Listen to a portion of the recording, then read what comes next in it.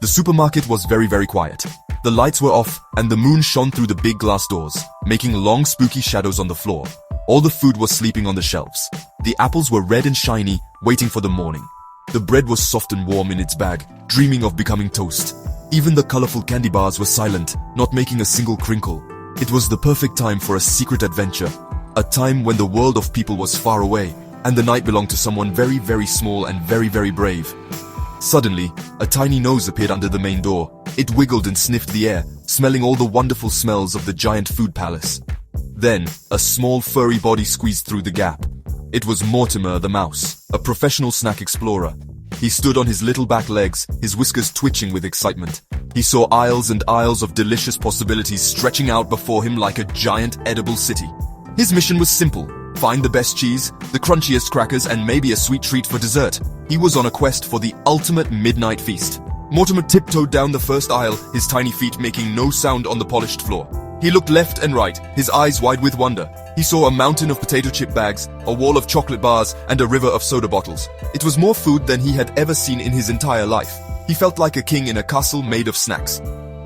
He scurried past the vegetables, wrinkling his nose at the broccoli, and headed straight for the dairy section. Cheese was his first target, the glorious golden prize at the heart of this magnificent maze. But Mortimer was not alone in this vast, quiet kingdom. High above, perched on a stack of toilet paper, like a fluffy gargoyle, was Leo the cat. Leo was the official night guard of the supermarket. He had a shiny badge on his collar and a very serious job: to keep everything safe and sound, especially from tiny, snack-stealing intruders. His green eyes scanned the aisles below, sharp and focused. He yawned a big, lazy yawn, his sharp teeth glinting in the moonlight. He believed it would be another boring, uneventful night. He was very wrong. Leo's ears twitched. He heard a tiny, almost silent rustle. It was the sound of a small creature with big snack ambitions. He looked down and saw Mortimer near the cheese display, his little paws reaching for a block of cheddar. Leo's sleepy eyes snapped open. A mouse! In his supermarket! This was not a drill. This was a code red. A whiskered emergency. He crouched down, his tail swishing back and forth like a furry snake. The hunt was on. He was the guardian of the groceries, the protector of the produce, and he would not fail. Mortimer had just managed to grab a small piece of cheese when he felt a strange feeling, like he was being watched. He turned around and saw two big green eyes staring at him from the darkness. It was a cat, a very big cat. Mortimer dropped his cheese and his heart started beating like a tiny drum. He had to think fast. He saw a line of shiny shopping carts parked nearby. It was his only chance. With a squeak of panic, he leaped into the basket of the closest cart, ready to make a speedy getaway. Leo jumped down from his perch with a mighty meow that echoed through the silent store. He landed gracefully on the floor and sprinted towards the shopping carts. He was fast, but Mortimer was clever. The little mouse pushed off with his hind legs, sending the shopping cart rolling down the aisle. It started slow, but then it picked up speed, rumbling like a runaway train. Mortimer held on tight to the metal bars, the wind whistling past his ears. He was a race car driver in a grocery Grand Prix. Not to be outdone, Leo lapped into another shopping cart right behind Mortimer's. Now it was a real race. Two shopping carts zoomed down the long aisle, one driven by a determined cat and the other by a terrified but resourceful mouse. They whizzed past the pasta, they sped by the soup, and they made a sharp turn into the cereal aisle. Leo swiped his paw, trying to catch Mortimer's cart, but he missed.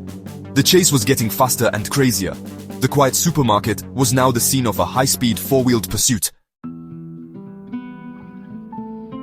The cereal aisle was a tower of colorful boxes. Mortimer, seeing his chance, steered his cart straight towards a giant stack of crunchy O's. With a great heave, he pushed the cart into the display. Crash! Boxes of cereal flew everywhere. It was a breakfast avalanche. A huge pile of little golden O's rained down, covering the floor and burying Leo's cart. For a moment, all was quiet, except for the gentle sound of cereal settling into a giant crunchy pile. Mortimer had created the perfect diversion. Leo emerged from the cereal mountain, sputtering and covered in dust. He shook his head, sending little O's flying in every direction. He looked like a giant fluffy donut. He was not happy. He spotted Mortimer scrambling out of his cart and making a run for the checkout counters. Leo shook off the rest of the cereal and continued the chase, more determined than ever. He was not going to be defeated by a tiny mouse and a mountain of breakfast food. This was personal now. The snacks must be protected at all costs. Mortimer scurried onto one of the checkout counters. He saw the barcode scanner, a little window with a red light. Leo leaped onto the counter right behind him, his claws extended. "Got you now!" he hissed. But Mortimer was too quick. He dodged Leo's pounce, and the big cat slid right over the scanner. Beep! The cash register screen lit up. Item, fluffy cat. Price, $19.99. Leo looked at the screen, confused. He had been scanned. He was officially for sale. This moment of confusion was all Mortimer needed. He laughed a tiny mouse laugh and scurried away, leaving the bewildered cat staring at his own price tag. The chase had taken them all over the store, from the dairy section to the checkout line. Mortimer had used his wits and the supermarket itself as his playground and his shield. He had outsmarted the guard dog, or in this case, the guard cat, at every turn. Now, there was just one final trick up his sleeve to end this crazy night for good. Mortimer ran towards the back of the store, with the slightly less confident Leo hot on his tail. He saw a big, heavy door with a sign that said, Frozen Foods. It was the giant walk-in freezer. An idea sparked in Mortimer's clever little brain. He squeezed under the heavy door, knowing the cat would follow. The air inside was very, very cold. Frost covered everything, and Mortimer could see his own tiny breath. He shivered, but he knew his plan would work. He just had to be quick. Leo, seeing the door swing shut, pushed it open with his head and bounded inside. "You can't hide from me," he shouted, his meow sounding puffy in the cold air. He looked around the icy room, spotting Mortimer near a stack of frozen pizzas. He pounced, but Mortimer was ready. He dodged to the side, and Leo went sliding across the icy floor. As the big cat scrambled to get up, Mortimer ran back out of the freezer. With all his might, he pushed a nearby mop handle, which fell and wedged the heavy door shut. Click! Leo was trapped. From inside the freezer, Leo started to bang on the door. "Hey, let me out, it's cold in here," but no one could hear him. Mortimer stood outside, catching his breath. He had done it. He had won the great supermarket sprint. The night guard was neutralized, locked away with the ice cream and frozen peas. The store was his. All the snacks, all the cheese, all the crackers were his for the taking. He felt a huge sense of victory. He was the champion of the supermarket. Mortimer gathered his spoils. He found the block of cheddar he had dropped earlier, added a box of his favorite crackers, and even grabbed a small chocolate bar for dessert. He piled everything onto a toy truck he found in the toy aisle and pushed it towards the front door.